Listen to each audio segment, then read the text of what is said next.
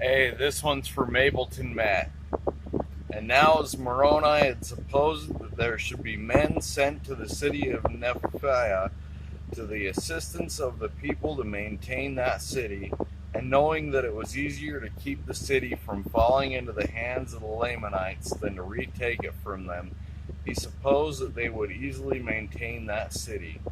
Therefore, he retained all his force to maintain those places which he had recovered.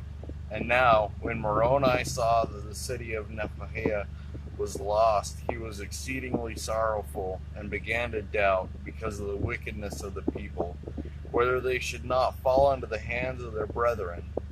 Now this was the case with all his chief captains. They doubted and marveled also because of the wickedness of the people, and this because of the success of the Lamanites over them.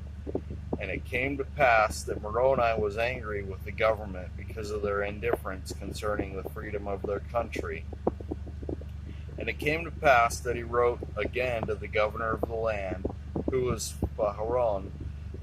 These are the words which he wrote, saying, Behold, I direct mine epistle to Pharon in the city of Zarahemla, who is the chief judge and the governor over the land, and also to all those who have been chosen by this people to govern and manage the affairs of this war.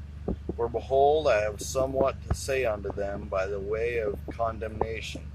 For behold, ye yourselves know that ye have been appointed to gather together men, and arm them with swords and with scimitars, and all manner of weapons of war of every kind, and send forth against the Lamanites in whatsoever parts they should come into our land.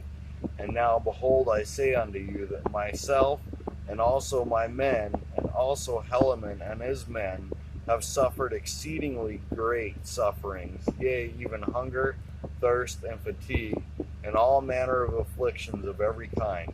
But behold, were this all we had suffered, we would not murmur nor complain.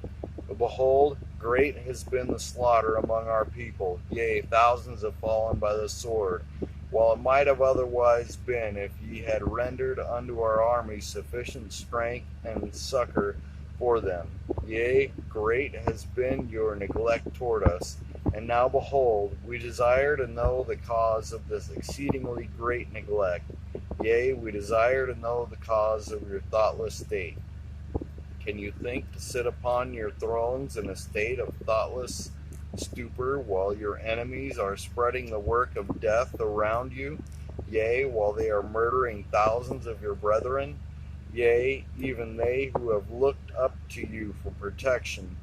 Ye have placed you in a situation that ye might have succored them. Ye might have sent armies unto them to have strengthened them, and have saved thousands of them from falling by the sword. But behold, this is not all ye them, insomuch that many have fought and bled out their lives because of their great desires which they had for the welfare of this people.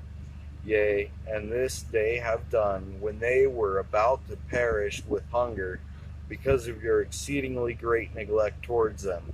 And now, my beloved brethren, for ye ought to be beloved, yea, and ye ought to have stirred yourselves more diligently for the welfare and the freedom of this people.